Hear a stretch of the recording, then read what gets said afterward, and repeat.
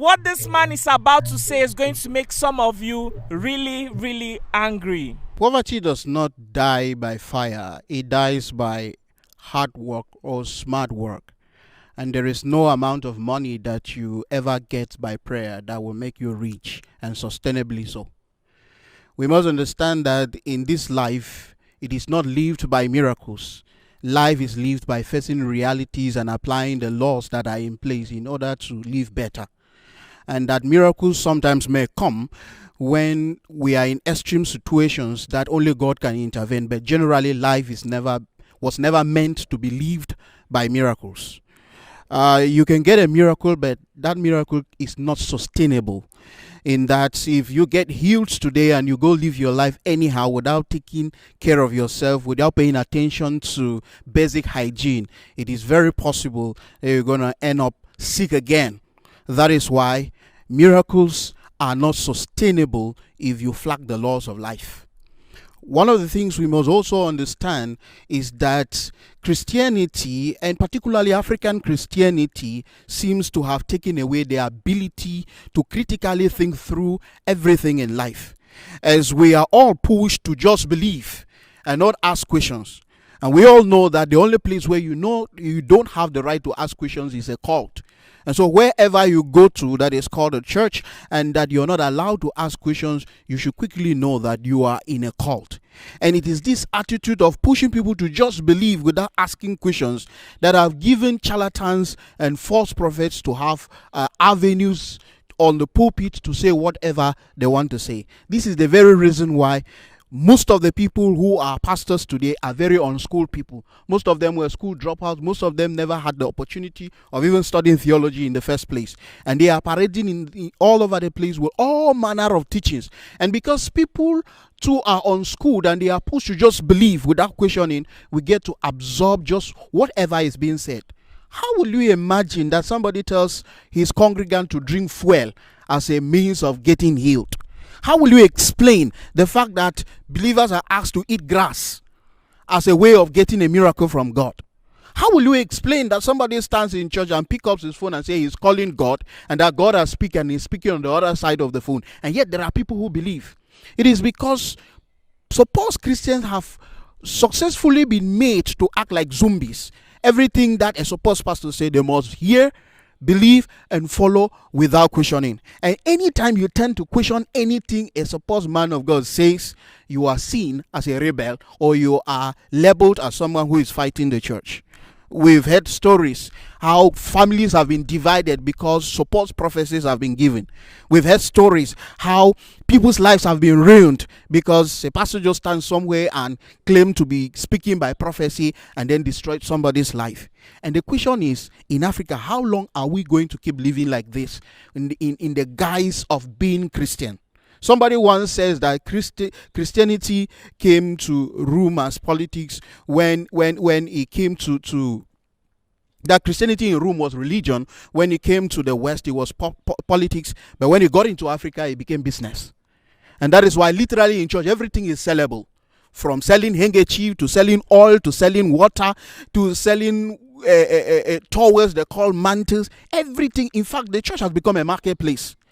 And this reminds me of what Jesus did when he came into the temple and saw people buying and selling. He had to scatter them and send them out. And he said one thing: my Father's house was meant to be a house of prayer, not a house for robbers. Meaning that anybody who is buying and selling in church is a robber. It's literally a thief. Today, the purpose for which Jesus came have been relegated to the corner, and what makes the pastor rich is what's important. For example, you hear today somebody will tell you if you do not pay tithe, you will go to hell. How do we equate the blood of Jesus with money? In fact, in heaven, God does not use money and God does not need money. And the reason for which people do this is because they want to corner people to a position where they are overwhelmed by fear, and then they tend to give out of fear, not because they love God. Deep. Lots and lots of people are in church today not because they care about the God of the church, but because they care about what the God of the church can give. And that is why people come to church, because they are told that when you come to church, you get blessed. And so when you come and you do not get the blessing, the next thing is that you start looking for it somewhere else. Or people come to church and give because they are told that if you give, you will get a financial miracle. In some sort, they are saying God is dealing with trade by barter. You give to God, God multiplies and gives to you in return. God is not 1xbet where you have to play and win. No. You either give to God out of love, or you give to God expecting something and you never have it, and then you end up being discouraged that God does not care. And one of the things we've been cornered to believe is that givers never lack. That is a lie. Givers lack, and givers have actually gone broke because of giving. And we've also been told that when you give in church, you will prosper. There is nobody on the face of the earth that has prospered by giving. Haven't you observed that most of those who preach that when you give to God you will prosper, they end up asking you to give to the man of God, and at the end of the day only the man of God prospers, while the giver never prospers. Why? Because it is always living from the people to the main man who is asking them to sow in his life.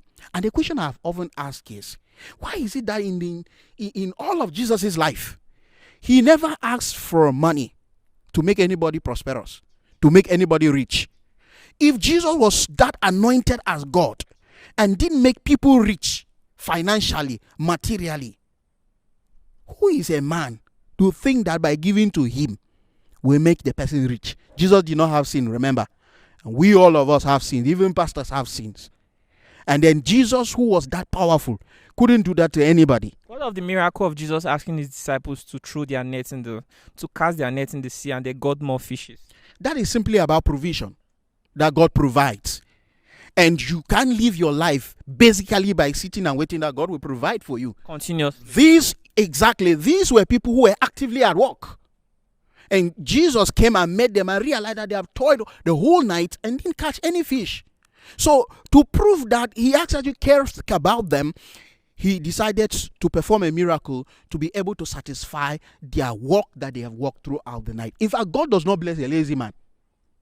Primarily, check everybody God blessed in the Bible. That person was found doing something and God blessed it.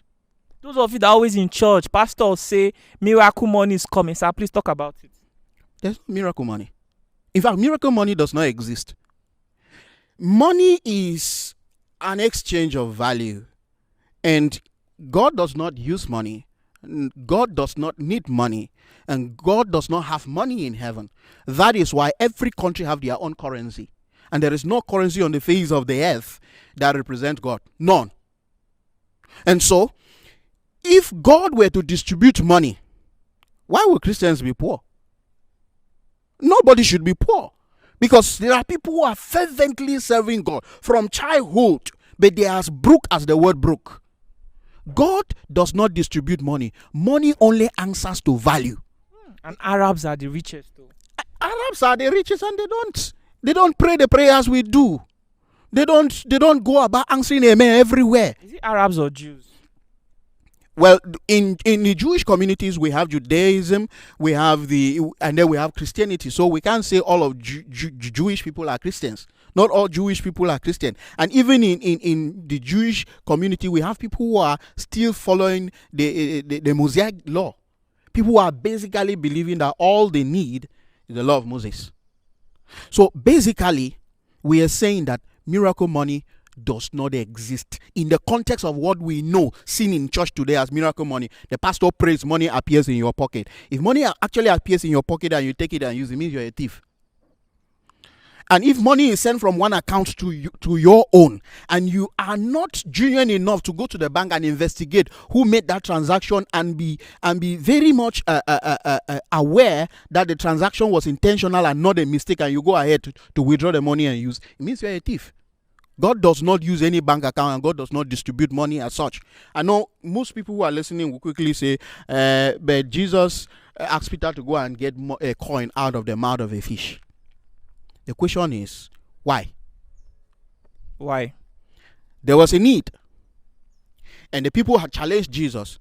And Jesus wanted to prove to them that he can do anything and that he is capable of taking care of his disciples. That is why he asked them. God comes through for men and women when there is a need. And today, the way God blesses people is if you are in a need, God will connect people to you to be a blessing to you. Not that God will command some mysterious money from somewhere to get into your account, and then you start getting you start celebrating that, oh, I have received miracle money. People will also use the fact that Jesus was able to feed 5,000 people with 2 loaves of bread, with 5 loaves of bread and 2 fishes. There was a need, and because at that point in time there was no way they could buy food, that miracle was necessary. Miracles are meant to meet need, not for show. So when you see people start advertising miracles, there is a high chance that they have nothing to do with God. Because God comes through when he wants to meet a need. And that is why God can actually come through to meet a need without even using a pastor. Without even using a pastor. He can touch somebody's heart to be walking here and see somebody in need and reach out to the person. That is God meeting a need. And to the person who has met that person's need, he may not know that that is a miracle for the person who have received whatever is being given. So God works miracles in different ways. And we should also understand that miracles are not exclusive to Christianity. Native doctors perform miracles. In Islam, there are miracles. In Judaism, there are miracles. In Hinduism, there are miracles. So miracles are not a proof that you're serving God. We know about all the babalawos who perform miracles. And we should also understand that prophecy is not exclusive to Christians. In my village, we have native doctors. You go there, they will tell you something about your future and it will happen. Does that make them prophet? No. But because the church today celebrate what seems to be an ambience, that is why they get to absorb all of these things. And the native doctors have realized that the church business is making more money than being in the bush. That is why they have removed their dirty clothes. They have bought suits. They have gotten a good microphone and a good sound system. They have a well-decorated stage. And business is ready to go. And for people who are so gullible, sadly, Africans are too gullible, we rush there. Because what happens within the African community is that an African man celebrates anything that is powerful. They don't care about the source of the power. As long as it's powerful, that is what they are excited about. And they are ready to go for it.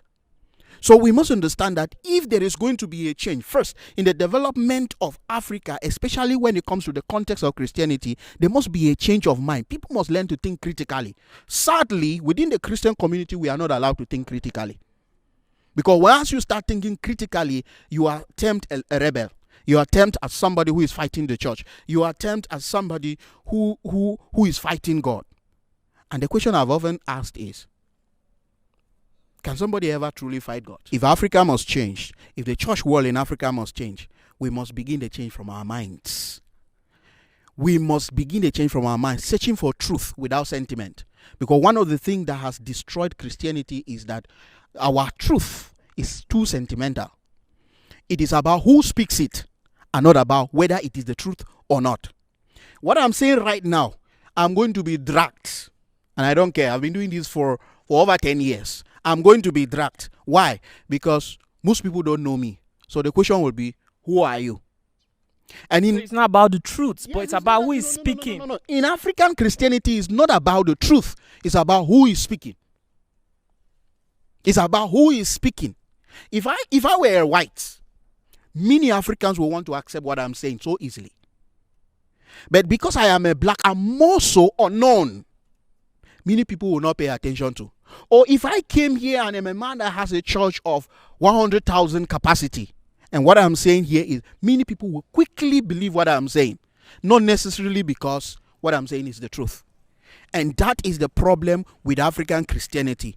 We follow men out of sentiment, not because what they say or do is the truth. And that is reigning Christianity in Africa. That has given room for unschooled fellows